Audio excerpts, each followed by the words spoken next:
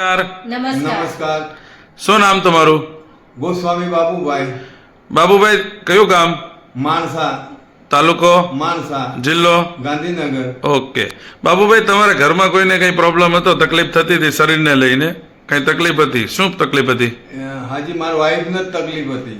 શું તકલીફ હતી? ઘૂંટણની તકલીફ હતી. ઓકે, તો આપણે એમના મુખેથી સાંભળીએ. નમસ્કાર બેન.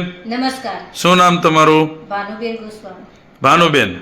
ઓકે ભાનુબેન, તમને તમારા શરીરમાં કઈક પ્રોબ્લેમ હતો? શું પ્રોબ્લેમ હતો? આ ઢીચણની તકલીફ હતી. ઢીચણની તકલીફ હતી. શું તકલીફ થતી હતી? કળતર થતી હતી, બેસી નતું શકાતું, સીડી નથી ચડી શકાતી, ચાલી નતું શકાતું. ચાલવામાં પ્રોબ્લેમ થતો હતો, સીડી ચડવામાં પ્રોબ્લેમ થતો હતો, પલાઠી વાળવામાં પ્રોબ્લેમ થતો હતો, રાત્રે કળતર બહુ થતી. રાતના તમને નીંદર નથી આવતી, મતલબ કળતર થતી હતી દુખાવાના હિસાબે. હાજી. તો આ કેટલા સમયથી તમારા શરીરમાં પ્રોબ્લેમ હતો? 1 વર્ષથી. 1 વર્ષથી. તો આના માટે તમે ડોક્ટરને બતાવેલું બેન? હા, 2-3 ડોક્ટર. 2-3 ડોક્ટરને બતાવેલું હતું. તો ડોક્ટરનું કહેવાનું શું હતું? ડોક્ટરનું કહેવાનું એવું હતું કે જગ્યા પડી જઈ છે, વત્તા ઘસારો છે, હા. એટલે આને એમ કે તમારું ઓપરેશન જે તે દારે કરાવવું પડશે. બરાબર. એટલે મેં કીધું સર, ઓપરેશન કરવાનો ખર્ચો કેટલો થાય? એટલે ડોક્ટર કે 2-2.5 લાખ રૂપિયા થાય. ઓકે.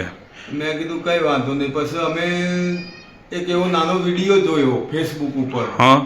એટલે એ વિડીયો જોયો એટલે અમે પછી એ મોબાઈલ નંબર ઉપરથી કોન્ટેક્ટ કર્યો. Okay. અને કોન્ટેક્ટમાં અમને બધી વાતચીત કરી અને અમને સપોર્ટ કર્યો. એટલે અમે દવા મગાવી લીધી અને એ દવાનો ડોઝ બધું અમને સમજાવી દીધી. એ પ્રમાણે 1 મહિનો પૂરો અમે એને દવા લીધી. ઓકે. અને 1 મહિનામાં અમને ફરક પડી ગયો. કઈ ચાલતા થઈ ગયા, ઊભા રહી શક્યા, કળતર રાતે બંધ થઈ ગઈ, ઓકે. વત્તા હરીફરી સીડી બી ચડી શકવા મળ્યા. એટલે 80% અમને ફેલ લાગ્યો. ત્યાં સુધીમાં દવા પતી ગઈ એટલે અમે બીજો તરત જ કોન્ટેક્ટ કરીને બીજો ડોઝ મગાવી લીધો. Okay. અને અત્યારે હાલ દવા ચાલુ જ છે. Okay. એનાથી ઘણી રાહત છે. બરાબર. અને ખરેખર બહુ આનંદની વાત છે કે ઓપરેશનમાંથી બચી ગયા એમ.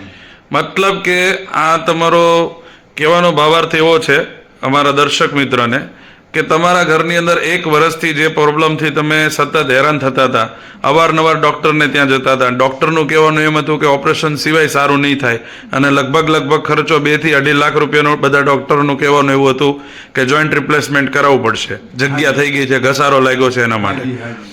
તો એ રિઝલ્ટ તમને આટલું સરસ માત્ર ને માત્ર 1 જ મહિનામાં મળેલું છે કે જે તમે પ્રોબ્લેમમાં હતા એની કરતાં 80% પહેલા જ મહિને તમને રિકવરી આવેલી છે. રિકવરી આવી ગઈ. જે તમે કતે સીડી ચડો તો પ્રોબ્લેમ થાય, ઘરમાં રસોડામાં કામ કરો તો પ્રોબ્લેમ થાય, ચાલો તો પ્રોબ્લેમ થાય, રાતના તમે કહેશો કળતર થતી હતી, એ બધું જ પહેલા જ મહિનામાં તમને સારું થઈ ગયું છે. રેડી ને? હાજી, હાજી. તો મારે દર્શક મિત્રોનું એમ કહેવાનું છે કે આ તમે જે દવા લેતા હતા હાજી. એ દવા લેતા હતા એ સમય ઉપર તમને કોઈ જાતની શરીરમાં કોઈ આડઅસર? કોઈ નહીં. કોઈ પણ જાતની કોઈ આડઅસર નહીં. તો તે સંપૂર્ણપણે ટૂંકમાં તમે કહી શકો કે મને સારું છે એવી રીતે. સારું, સારું. ઓકે. તો આ દવા લઈને તમે ખુશ છો? ખુશ આનંદ. તો અમારા દર્શક મિત્રોને એકવાર તમે જે દવા લીધી છે એ જરા બતાવજો ને.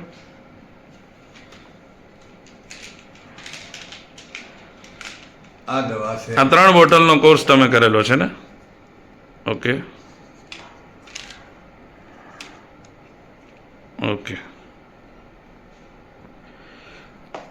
દર્શક મિત્ર જોઈ શકો છો એસ્ટોનિયા 1 કંપનીની કેલ્શિયમ કેલ્મેક ડી છે, એસ્ટોનિયા 1 કંપનીની જોઈન્ટ ફ્લેક્સર છે અને એસ્ટોનિયા 1 કંપનીની ઓર્થો 1 છે.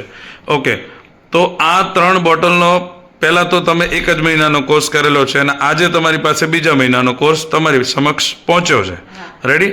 અને 80%નું રિઝલ્ટ છે. હાજી. તો અમારા દર્શક મિત્રોને તમે શું સંદેશો દેવા માંગો છો?